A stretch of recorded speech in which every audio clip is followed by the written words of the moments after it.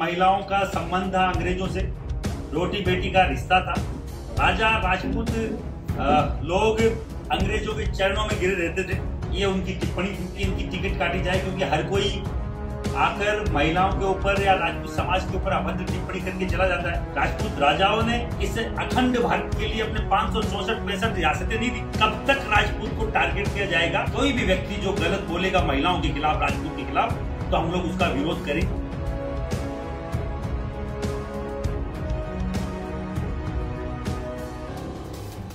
अमेठी में करनी सेना के लोगों पर ठाकुरों को बीजेपी को हराने के लिए कस्में दिलाने का आरोप लगा है। इसके मद्देनजर अमेठी में करनी सेना के अध्यक्ष महिपाल सिंह मकराना समेत 3 लोगों पर चुनाव प्रभावित करने का आरोप लगाते हुए मुकदमा दायर किया गया है। आपको बता दें कि राजस्थान से आकर करनी सेना के समर्थक अमेठी में कैंप कर रहे हैं। राजस्थान के पूर्व मुख्यमंत्री अशोक गहलोत अमेठी में कांग्रेस के पर्यवेक्षक भी हैं। इस बार कांग्रेस से KL शर्मा और बीजेपी से केंद्रीय मंत्री स्मृति ईरानी में कड़ी टक्कर है। आरोप है कि आइडिया राजस्थान के पूर्व CM अशोक गहलोत का है। कॉमन कनेक्शन राजस्थान का है। ये सभी लोग करनी सेना के कार्यकर्ता हैं। हफ्ते भर पहले राजस्थान से यहाँ आए हैं। अमेठी में गांव-गांव जाकर ठाकुर बिरादरी के लोगों से मिल रहे हैं और साथ ही ये भी आरोप है कि क्षत्रिय समाज के लोगों से बीजेपी को हराने की सौगंध खिलाई जा रही है। पार्टी का नाम तो नहीं लिया जाता, पर उसके झंडे की तरफ इशारा किया जाता है। साथ ही आरोप है कि मां भगवती और महादेव के नाम पर बीजेपी को हराने के लिए कैंप लग रहे हैं। करनी सेना के अध्यक्ष महिपाल सिंह मकराना के नेतृत्व में ये कैंपेन चल रहा है। भारतीय जनता पार्टी ने राजकोट से सांसद की टिकट दी। टिप्पणी करता है क्षत्रियाणियों पे, क्षत्रिय महिलाओं पर। टिप्पणी क्या है कि महिलाओं का संबंध था अंग्रेजों से, रोटी बेटी का रिश्ता था। और राजपूत राजपूत लोग अंग्रेजों के चरणों में गिरे रहते थे। उन्होंने अपना धर्म बेच दिया। ये उनकी टिप्पणी थी। हमने मांग करी गुजरात में कि इनकी टिकट काटी जाए, क्योंकि हर कोई आकर महिलाओं के ऊपर या राजपूत समाज के ऊपर अभद्र टिप्पणी करके चला जाता है और फिर बाद में माफी मांगकर इतिश्री कर लेता है। तो मैं आपके चैनलों के माध्यम से बोलना चाह रहा हूं, हर बार राजपूत ही टारगेट क्यों? क्या राजपूत समाज ने इस देश धर्म के लिए कुछ नहीं किया? क्या राजपूत समाज ने इस राष्ट्रवाद के लिए गर्दनें नहीं कटाई? क्या राजपूत जाति ने, राजपूत राजाओं ने इस अखंड भारत के लिए अपने 564 रियासतें नहीं दी? क्या राजपूतों की जो जमीनें गई, राजपूतों की सीलिंग एक्ट में हर एक जागीरें गई, वो क्या काफी नहीं है? कब तक राजपूत को टारगेट किया जाएगा? इस बात को लेकर गुजरात से एक युद्ध का आरंभ हुआ, एक रणनीति का आरंभ हुआ कि कोई भी व्यक्ति जो गलत बोलेगा महिलाओं के खिलाफ, राजपूत के खिलाफ, तो हम लोग उसका विरोध करेंगे जब तक ऐसे लोगों का कहीं ना कहीं राजनीति से सफाया नहीं हो जाता।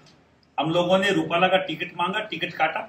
एक काटने की हम डिमांड करते हैं। इन लोगों ने टिकट नहीं काटा। क्यों? पुरुषोत्तम रूपाला बाल्यकाल से मित्र है प्रधानमंत्री नरेंद्र जी मोदी का, और अगर इनको लगता है कि हमारे बाल्यकाल के मित्रों से ये पार्टी चलेगी तो इनकी गलतफहमी है। राजपूत भारतीय जनता पार्टी का 80 से 90% तक वोटर है और बूथ एजेंट से लेकर दरी पट्टी बिछाने तक का काम पिछले 40-44 सालों में अगर भारतीय जनता पार्टी के लिए किसी ने किया है तो क्षत्रिय समाज के युवाओं ने किया है। अमेठी आने का पर्पज क्या रहा? चुनाव के 4 दिन पहले आप अमेठी आए हैं, जिला मुख्यालय सहित विभिन्न क्षेत्रों में भ्रमण कर रहे हैं। क्या कहना चाह रहे हैं? किस तरीके से यहाँ के क्षत्रियों को संदेश देना चाह रहे हैं? संदेश मेरा सीधा सा है, जो महिला का सम्मान नहीं करता, हम उस पार्टी का विरोध करते हैं। कौन नहीं करता? भारतीय जनता पार्टी का सांसद का उम्मीदवार महिला का अगर अपमान करता है, उसमें उनके मुखिया अभी तक मुंह नहीं खोलते हैं, तो भारतीय जनता पार्टी के हर एक व्यक्ति का विरोध होगा। आपने महाभारत में देखा होगा, द्रौपदी का चीरण हुआ, कौन कौन चुप रहे और किन किन को भुगतना पड़ा। जो चुप रहेंगे उनको भुगतना पड़ेगा। मुखिया है, उनको बोलना पड़ेगा महिला सम्मान के ऊपर। अगर देश के मुखिया जो प्रधान सेवक हैं, अगर उस पर माफी नहीं मांगते, उस पर कुछ 2 शब्द नहीं बोलते, तो हमें लगता है कि जिस पार्टी को हमने समर्थन दिया है और जड़ खरीद गुलाम की तरह हम लोग जिस पार्टी के लिए अब तक लगे हुए हैं, वो पार्टी अगर हमें केवल मजदूर समझती है, केवल दरी पट्टी बिछाने वाला केवल कारिंदा समझती है, तो उनकी गलतफहमी है। राजपूत समाज अब की बार पूरे देश में इस चीज का ऐलान कर रहा है कि हम लोग भारतीय जनता पार्टी के खिलाफ हैं और यहाँ स्पेशली इसलिए आए हैं जो आप बार बार पूछ रहे हैं, एक महिला होकर और महिला सम्मान की बात अगर संसद में नहीं करती है, अपने सरकार के नुमाइंदों के सामने नहीं करती है, तो उस महिला को यह बात बोलने का कोई हक नहीं कि हम महिलाओं के सम्मान की लड़ाई दिल्ली में लड़ते हैं। और जिस महिला सम्मान की बात ये स्मृति ईरानी जी यहां करती आई है, और जो बार बार आडंबर करती है कि हम महिला सम्मान की बात कर रहे हैं, हम महिलाओं के उत्थान की बात कर रहे हैं, तो क्या राजपूत महिलाएं नहीं है? जिन सत्रानियों ने गर्दन कटवा ली, जिन सत्रानियों ने जोहर कर लिए, वो क्या महिलाएं नहीं है? किस तरीके के दोहरे मापदंड आप अपना रहे हो? और भारतीय जनता पार्टी के हर एक नुमाइंदे से बोलना चाह रहा हूं, यहां हम लोग इसलिए नहीं आ रहे थे कि कहीं ना कहीं योगी आदित्यनाथ के कारण से राजपूत समाज के मन में कहीं ना कहीं एक सॉफ्ट कॉर्नर है, पर जिस तरीके से बाबा योगी आदित्यनाथ को काटने की कोशिश की जा रही है, हमारे वहां वसुंधरा राज्य का सफाया कर दिया गया, हमारे पड़ोसी राज्य में शिवराज सिंह को हटा दिया गया, हमारे हरियाणा में खट्टर साहब को हटा दिया गया, रमन सिंह की क्या हालत करी आप लोगों को मालूम है। सबसे बड़ी बात, थल सेना अध्यक्ष सबसे सम्मानित एक पद होता है, 8.5 लाख वोट लेके जीते हैं, आपके मोदी जी से भी 3.5 लाख ज्यादा, और उनको वयोवृद्ध करके हटा दिया जाता है, और उनसे 4 साल बड़े मोदी जी खुद तीसरी बार के प्रधानमंत्री के तौर पर तैयार होते हैं। तो यह समझने की जरूरत है कि राजपूत समाज के जो सर्वोच्च नेता, उनको कैसे काटा जा रहा है। राजनाथ सिंह जी की हालत छुपी हुई नहीं है पूरे यूपी से और पूरे देश से।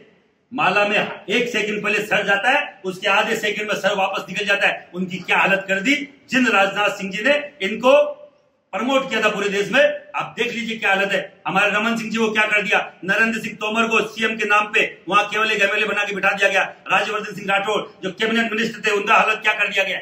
हजार मेरे पास उदाहरण है। राजपूत समाज के सर्वोच्च नेतृत्व काटा जा रहा है, महिलाओं को हर दिन प्रताड़ित किया जा रहा है, राजपूत समाज के हर दिन आक्षेप लगाए जा रहे हैं। और मैं आपको बोलना चाह रहा हूं, क्या दिया है आप मुझे बताइए। आप इन 10 सालों में हमें केवल प्रताड़ना की राजपूत समाज को आज तक कुछ नहीं मिला है। और हम लोग जो जड़ खरीद गुनाह में समझते हैं, क्योंकि हम कोई जैसे कांग्रेस का मुसलमान होता है, हम भाजपा के मुसलमान नहीं है। हम केवल यही बताने आए। अब की बार स्मृति ईरानी जी जो नहीं बोल पा रहे हैं, मुंह में दही जमा रखा है, उनको बोलना पड़ेगा, नहीं तो हमारा समाज का युवा बाकायदा बोलेगा। यहां पे क्या हाल हुआ आपको मालूम होगा। हमारे यहाँ के नेता हैं दीपक सिंह, एमएलसी है यहाँ के, 307 का मुकदमा दर्ज कर दिया गया झूठा, और कोई बोलने को तैयार नहीं। क्यों? बीजेपी के खिलाफ कर रहे हैं, क्यों नहीं करेंगे? मैं कर रहा हूं, मुझ पर मुकदमा दर्ज कीजिए। प्रेस कॉन्फ्रेंस क्या आप मुझे बताइए, प्रेस के आप लोग है, चौथा स्तंभ है, क्या जरूरत पड़ती है किसी का प्रेस कॉन्फ्रेंस करने के लिए किसी परमिशन की, और वो भी आचार संहिता में? मुझे अगर परमिशन लेनी होगी तो मैं चुनाव आयोग से लूंगा। यहाँ का प्रशासन मुझे नहीं रोक सकता, यहाँ की सरकार मुझे नहीं रोक सकती। किस तरीके की आप ये हिटलरशाही लगा रखी है। छोटा सा एक हमारे समाज का भी एक प्रोग्राम था, उसके लिए जो मंदिर का प्रोग्राम था, उसके लिए परमिशन के लिए यहाँ का डीएम मना कर देता है। 3-3 दिन से मेरे पदाधिकारी बैठे हुए, क्या घूमने की अनुमति नहीं है? क्या ये पाकिस्तान में आता है? क्या हमारे भारत का टुकड़ा नहीं है? इस तरीके के ये राजपूत में ना करें। मैं बोल रहा हूं फिर बार बार, ये राजपूत करने से ना, राजपूत समाज का युवा संगठन सबसे बड़ा